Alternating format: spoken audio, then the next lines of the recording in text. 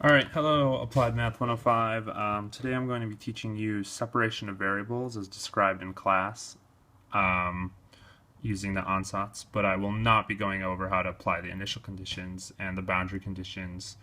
So I'm just going to focus on the separation of variables, and I'm going to detail it step by step. So first, here's our problem with all of the initial conditions and all of the boundary conditions. I won't use them in this class. The only thing that I'll be using in this example is this underlined equation. So first, we are going to use this ansatz.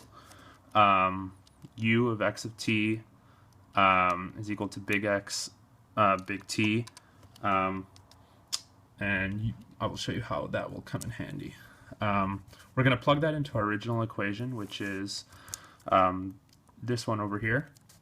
And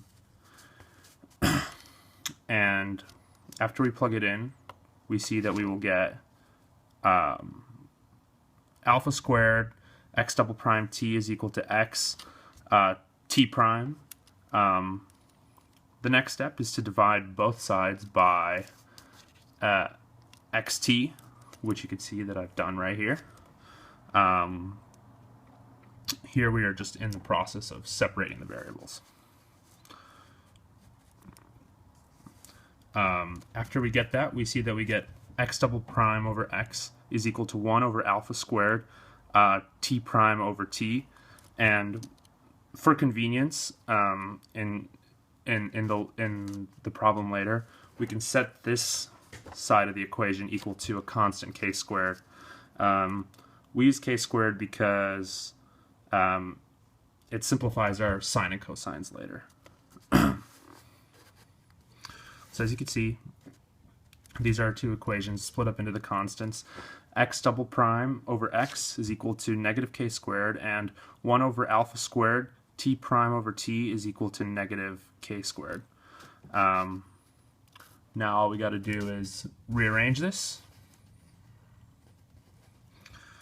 We get x double prime plus k squared x is equal to 0, and t prime plus k squared alpha squared t is equal to 0. We could see that our variables are separated here, and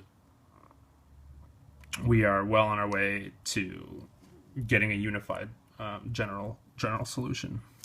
So the next step is to solve this to find k. So we do not want that unknown, so we keep solving it.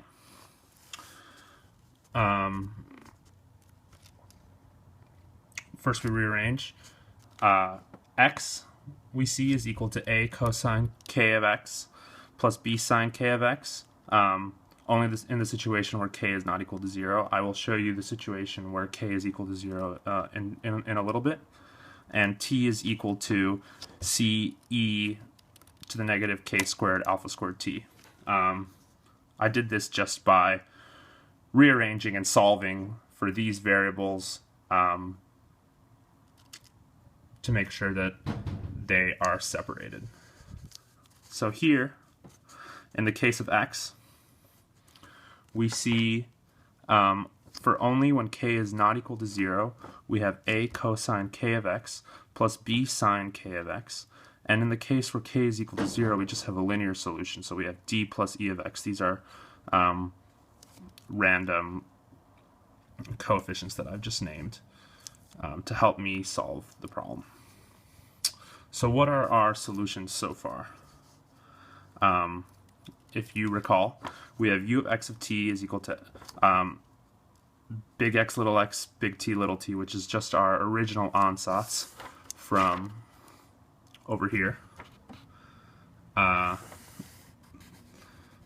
we keep going down, to solve for the case where k is equal to 0, this might not always be a necessary step, but if we see, we are just combining our two solutions. So here we have our x cases, and then our x case when k equals 0, and then our t case up here.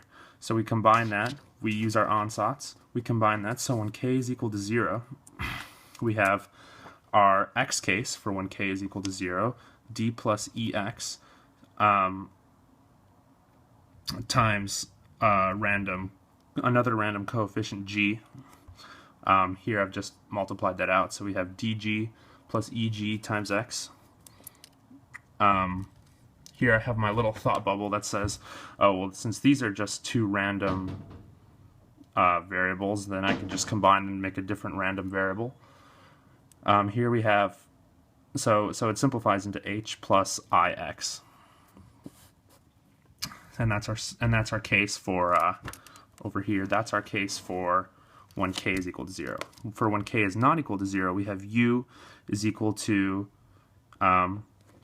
what we solve for up here. So a cosine k of x plus b sine k of x, and we have our t case over here. So I didn't use c again, I used f instead. F times e raised to the negative k squared alpha t, and this, after multiplying it out, we see j cosine k of x plus k sine k of x times e to the negative k alpha squared t. Same situation applies. If you're confused of why the variables are changing, it's because I'm just combining two unknown variables to a third unknown variable, and that's what I have over here.